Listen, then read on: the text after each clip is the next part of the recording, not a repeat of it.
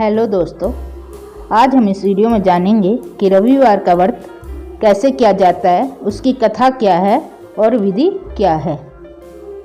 रविवार व्रत कथा की विधि।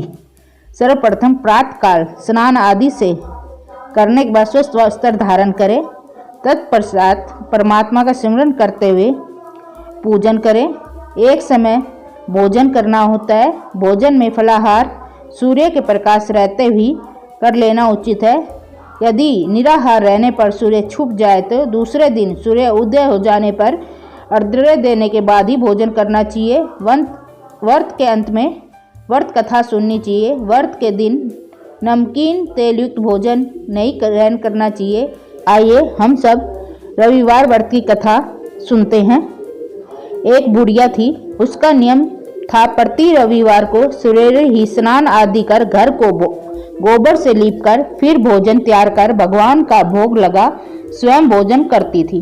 ऐसा व्रत करने से उसका घर अनेक प्रकार के धन धान्य से पूर्ण था। श्री हरि की कृपा से घर में किसी प्रकार का विघ्न या दुख नहीं था। सब प्रकार से घर में आनंद रहता था। इस तरह कुछ दिन बीत जाने पर उसकी एक पड़ोसन, जिसकी गौ का गोबर वह बुढ़िया लाया करती थी, विचार करने लगी, यह वृद्धा सर्वदा मेरी गौ का गोबर ले जाती है, इसलिए अपनी गौ को घर के भीतर बांधने लगी। बुढ़िया गोबर ना मिलने से ही रविवार के दिन अपने घर को लीप ना सकी, इसलिए उसने ना तो भोजन बनाया, ना भगवान का भोग लगाया तथा स्वयं भी उसने भोजन नहीं किया। इस प्रकार उसने निराहार व्रत किया। रात्रि हो गई और वह भूखी सो गई।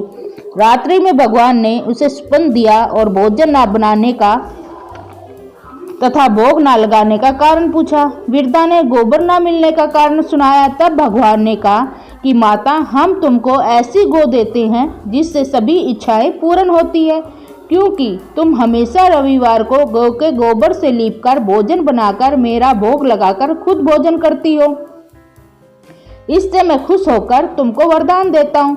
निर्धन को धन और बांझ स्त्रियों को पुत्र देकर दुखों को दूर करता हूँ तथा अंत समय में मोक्ष देता हूँ। स्पन में ऐसा वरदान देकर भगवान तो अंतर्ध्यान हो गए और जब वृद्धा की आँख खुली तो वह देखती है कि आंगन में एक अति सुंदर गौ और बछड़ा बंधे हुए हैं।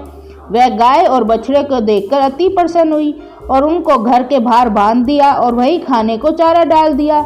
जब उसकी पड़ोसन बुढ़िया ने घर के बाहर एक अति सुंदर गौ और बछड़े को देखा तो द्वेष के कारण उसका हृदय जल उठा और उसने देखा कि गाय ने सोने का गोबर किया है, तो वह उस गाय का गोबर ले गई और अपनी गाय का गोबर उसकी जगह पर रख गई।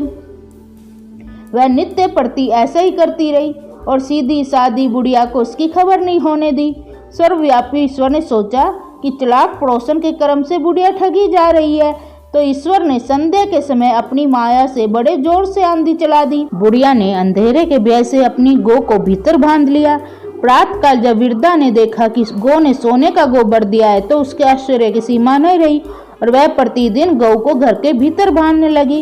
उधर पड़ोसन ने देखा बुढ़िया गौ को घर के भीतर बांधने लगी है, उसका सोने का गोबर उठाने का दाव नहीं चलता, तो वह ईर्ष्या और ठाह से जल उठी और कुछ उपाय न देख पड़ोसन ने उस देश के राजा की सभा में जाकर कहा, महाराज, में पड़ोस में एक वृद्धा के पास ऐसी गऊ है जो आप जैसे राजाओं को ही शोभा देती है। वह नित्य सोने का गोबर देती है। आप उस सोने से प्रजा का पालन करिए। वह वृद्धा इतने सोने का क्या करेगी? राजा ने यह बात सुन अपने दूतों को वृद्धा के घर से गऊ लाने की आज्ञा दी। वृद्धा प्रातः ईश्वर का भोग लगाए भोजन ग्रहण करने ही जा रही थी कि राजा के कर्मचारी गऊ खोल कर ले गए।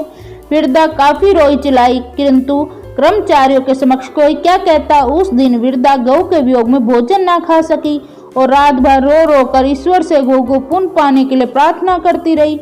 उधर राजा गौ को देखकर बहुत प्रसन्न हुआ, लेकिन सुबह जैसे ही उठा सारा महल गोबर से भरा दिखाई देने लगा। राजा यह देखकर घबरा गया। भगवान ने रात्रि में राजा के सपन में कहा, हे राजा, गाय वृद्धा को लुटाने में ही तेरा भला है। उसके रविवार के व्रत से प्रसन्न होकर मैंने उसे गाय दी थी। प्रातः होते ही राजा ने वृद्धा को बुलाकर बहुत से धन के साथ सम्मान सहित गौ बछड़ा लौटा दिए। उसकी पड़ोसन दुष्ट बुढ़िया को बुलाकर उचित दंड दिया।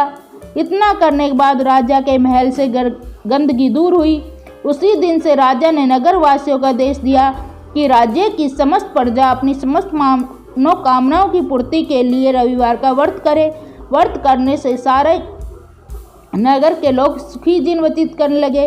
कोई भी बीमारी या तथा प्रकृति का प्रकोप उस नगर पर नहीं होता था। सारी प्रजा सुख से रहने लगी। अगर ये वीडियो पसंद आया हो तो लाइक और सब्सक्राइब करें और शेयर करें।